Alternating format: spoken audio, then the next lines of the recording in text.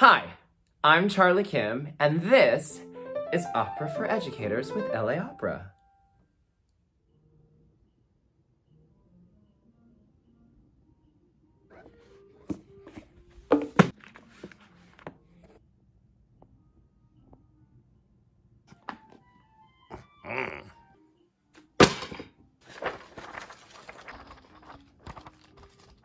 Who is that?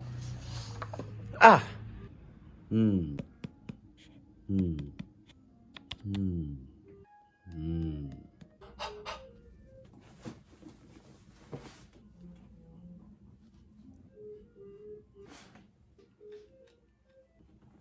Actually sharpen.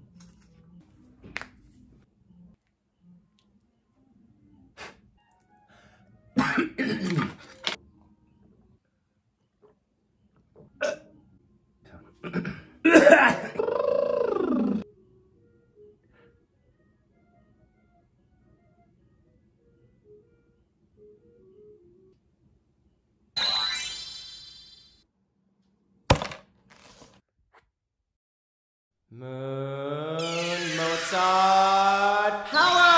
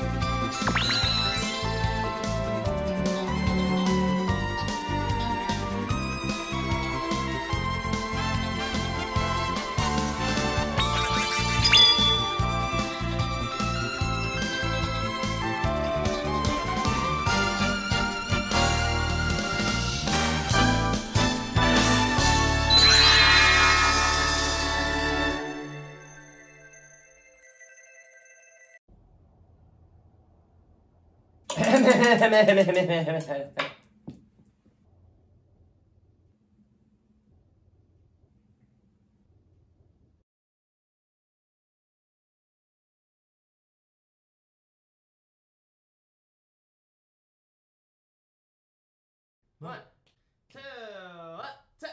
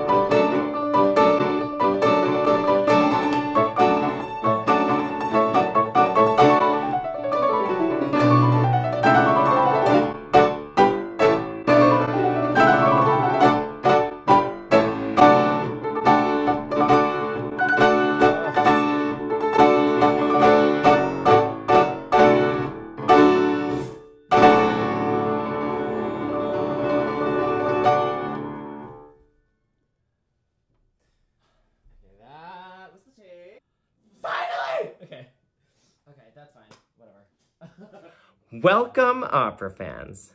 The experience you just had was the emotional roller coaster that is the Overture from Le Nozze di Figaro, or The Marriage of Figaro.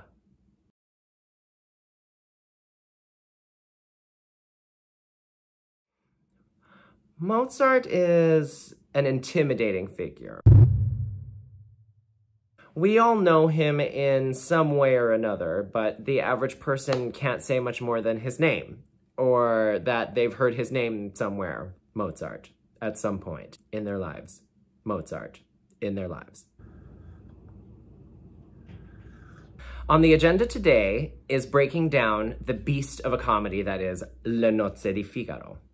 By the end of this, you'll be able to schmooze at the cocktail party after the opera. Easy breezy, beautiful cover girl.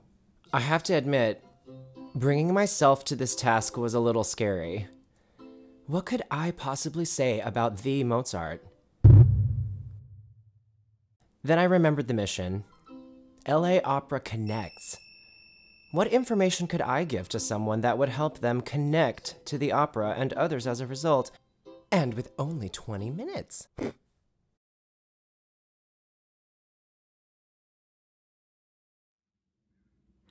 In order to understand the content of Mozart's music without any bias, we first must eliminate anything that immediately makes us feel different from Mozart and his time.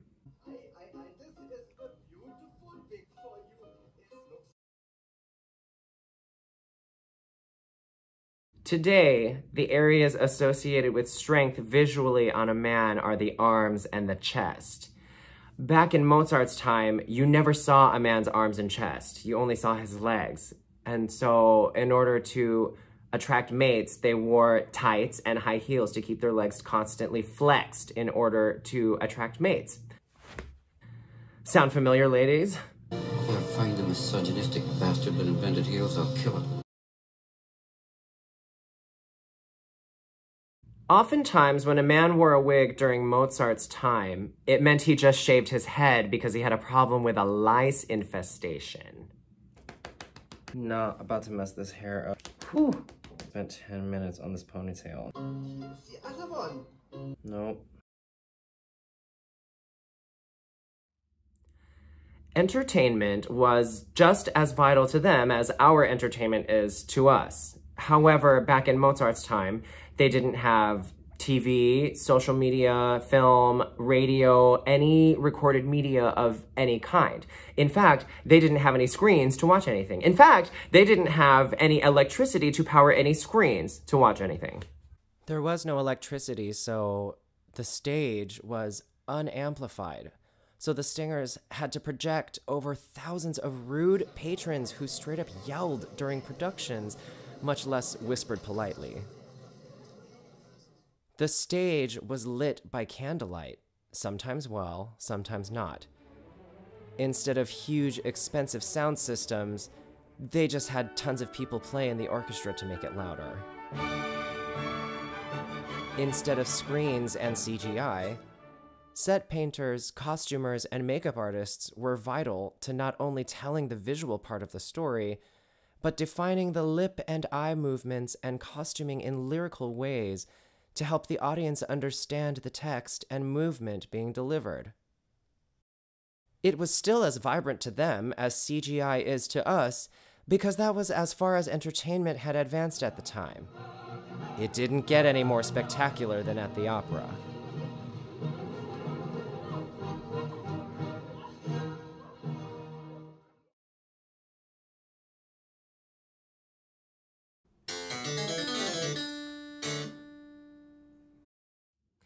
The sound you just heard is probably one of the first signalers to your ear that says, this is classical music, I don't know this, not into this. The harpsichord was part of the band that helped musically punctuate the dialogue in the story and also helped the set and scene transitions along, kind of like the pickup band on late night TV or the musical transitions on sitcoms. The band consisted of just two people, someone on bass and someone on harmony. In our time, that could be piano and bass, that could be guitar and bass, it could be ukulele and ukulele bass, you name it. During Mozart's time and in his part of the world, the bass instrument was the cello, and the harmony instrument was that twangy instrument you heard in the beginning called the harpsichord. This band altogether was called the Continuo Group. What's fascinating about the Continuo is what they are doing down there in the pit. Their music only has chords and bass line and text. The players are expected to improvise the rest according to the action on stage. They are essentially playing a lead sheet without bar lines, having to watch the singers and respond musically. The singers are delivering rapid-fire dialogue, but singing musical phrases that are not metered, meant to sound more like reciting. These passages are called recitatives or recitative.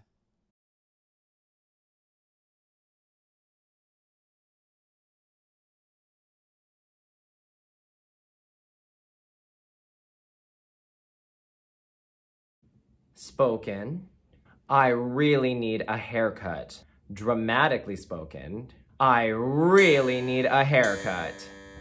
Heightened, I really need a haircut. Sung, I really need a haircut.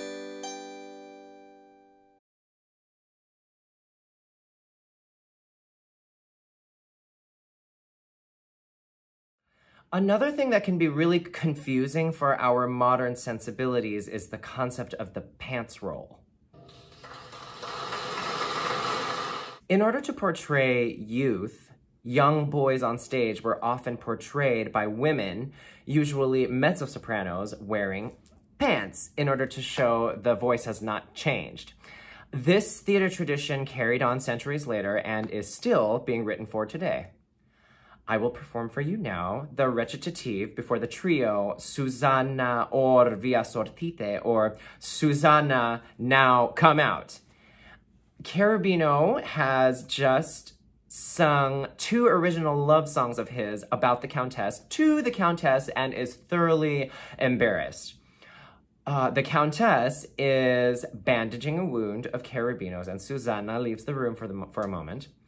And the Count comes pounding on the door at just the wrong moment, and they don't know what to do, and Cherubino hides.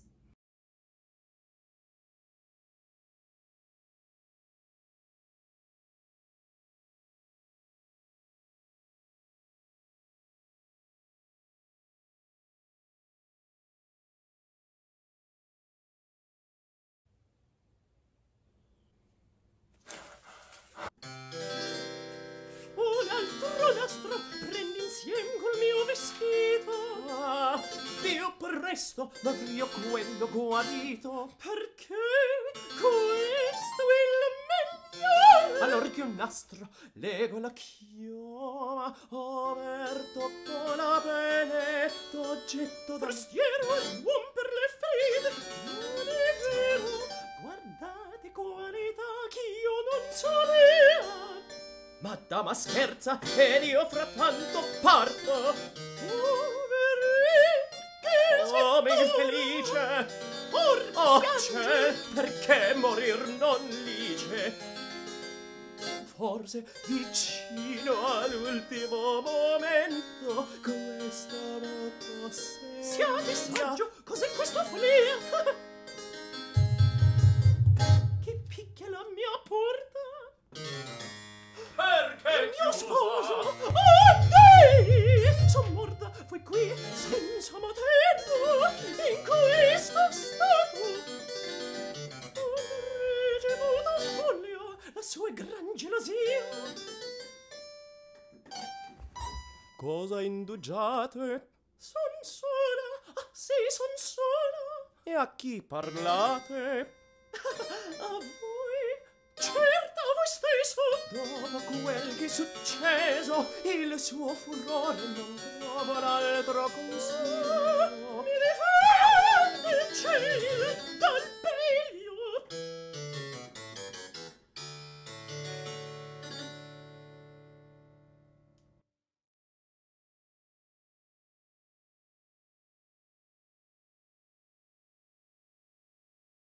One of the reasons Figaro is considered one of the cornerstones of the repertoire is the power of political mobility it gave to the middle class at the time. This was political activism through music at its finest. And in order to understand why Figaro was so popular, we have to understand who the creators were outside of their compositional lives.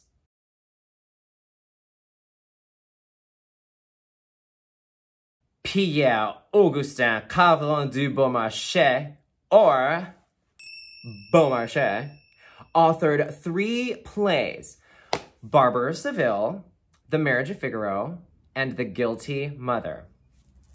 Mozart set the second story with expressive standalone melodies and very clear accompaniments, which represented the less ornate taste of the common theatergoer versus the more embellished polyphonic sounds of the aristocrats.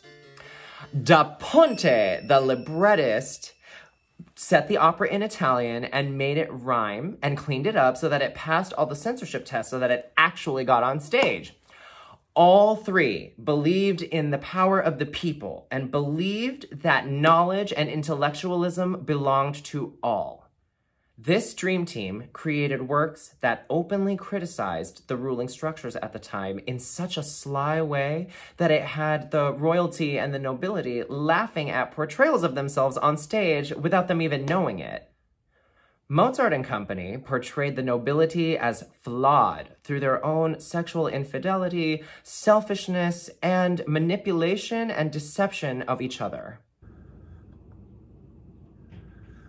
He also created middle-class characters whose genuine know-how and common sense saved the day again and again. Here it is, the punchline!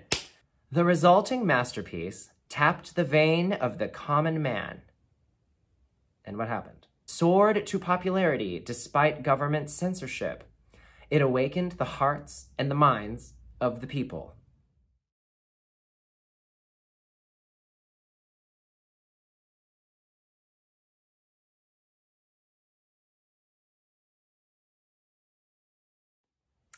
So you've already learned a couple musical differentiating features of this period, the harpsichord and recitative style.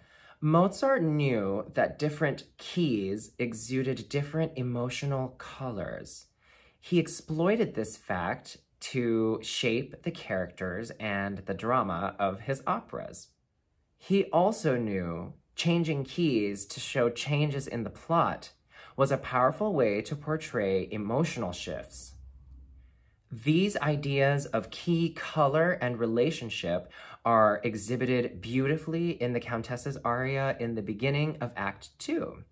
The key of E-flat major has a tall, dark sound, which Mozart saved for the noble characters, or moments of deep self-reflection.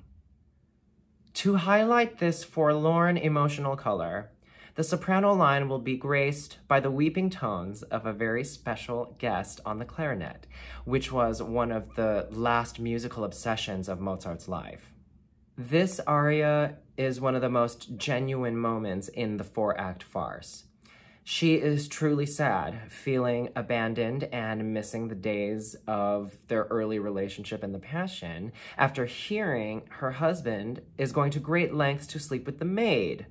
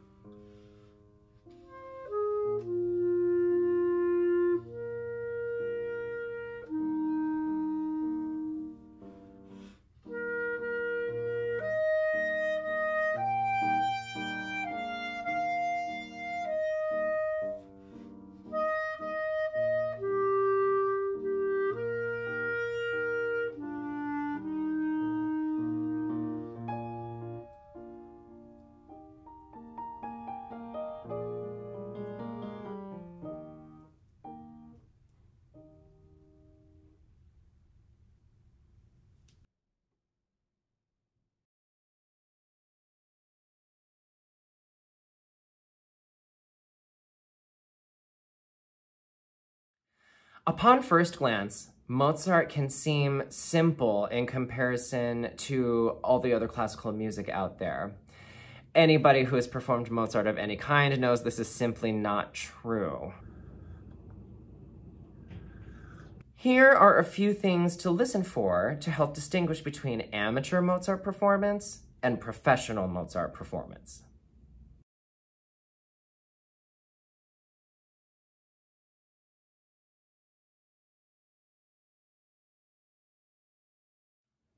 I chose not to read the synopsis to you because I think it's more fun to let the plot unfurl in real time. However, if you want to know exactly what happens before you go in to see it, the first paragraph under synopsis on the Wikipedia page actually does a pretty good job. I will say the entire 4-act opera culminates in a moment where the Countess sets up a trap, and everything depends on luring the Count out into the garden. So Susanna, as part of the elaborate scheme, goes out into the garden in disguise and sings one of the most iconic melodies in the repertoire. Please enjoy the recitative and aria from Act 4, sung by Susanna, Giunse al fine il momento e vieni, non tardar.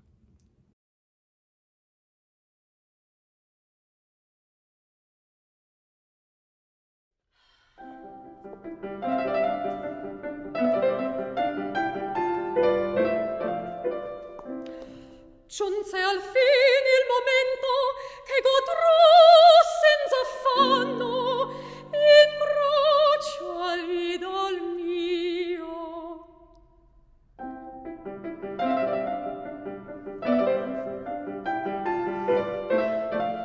Timide cuore uscite dal mio petto a turbar non venite il mio diletto.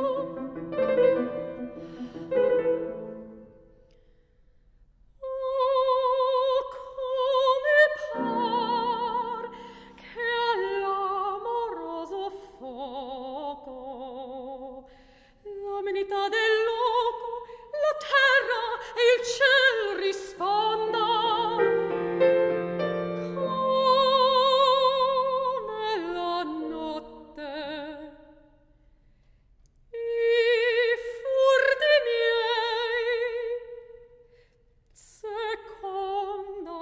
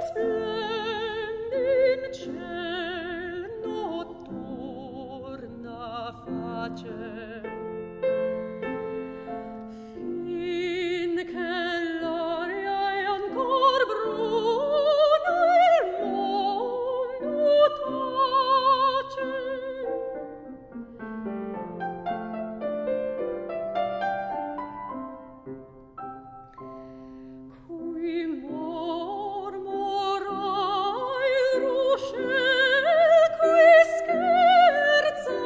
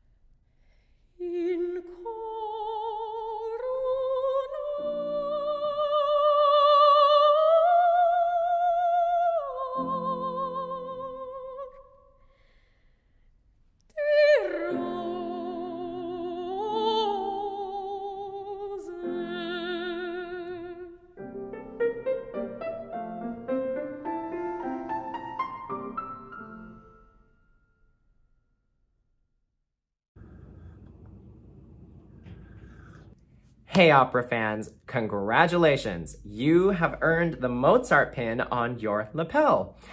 I hope Mozart's world feels more familiar to you, and I also hope that you've come to realize that Mozart's world and our world are in fact one and the same, because after all, the opera is just a story told to music. See you at the opera.